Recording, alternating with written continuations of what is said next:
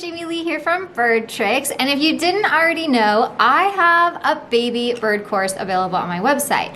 And although your guys' feedback and reviews and everything has been really, really positive, the one thing I kept seeing as a trend in the reviews was that we only demonstrated the baby bird course with big babies like macaws. We had Halo the Camelot macaw, Bo the blue and gold macaw, and we didn't really show what raising a baby bird looked like with little birds.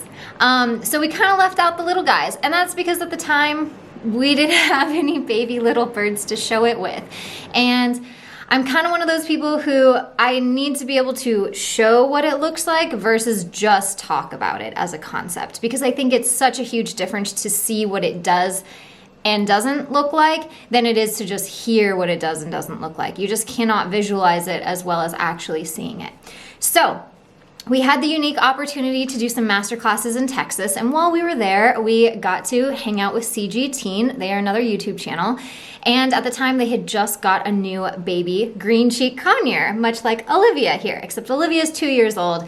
This green cheek baby was literally a baby still hand feeding, and its name was Miku.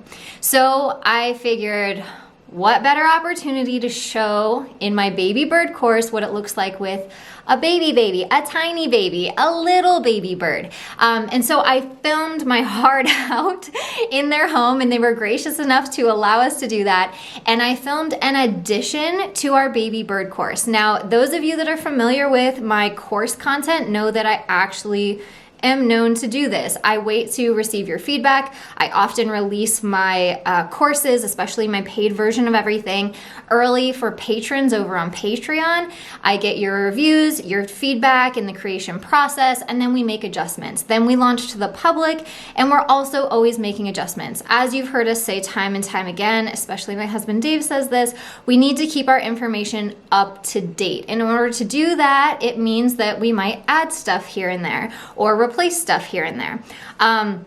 And so this was kind of the case with the baby bird course. I was able to film an entire edition on Miku showing what it looks like with little birds and the certain little nuances of differences, because interception, for example, looks and is way easier with a large bird than it is a tiny one. A lot of the time you might end up accidentally deterring them or scaring them away from you when you do interception, so it doesn't quite look or work or function the same between big birds and little birds. And so that was one thing that I wanted to spend a lot of time on and show you guys what it could look like executed wrong and then executed correctly. So I hope you guys really enjoy this addition to the course. Those of you that have already purchased my baby bird course, you'll just find the new content automatically added into your account. So you'll just go in there, refresh the page, and there it is. This is also something I did when it came to my budgie course. When we first got our blueberry, our little blue to the berry budgie, she came clipped, and all of the birds that we had the option to get were all clipped. So we didn't have the option of showing what taming a flighted budgie looked like until much later with Sugar. So those of you that are familiar with the channel might have seen the little white budgie I worked with, totally flighted, named Sugar.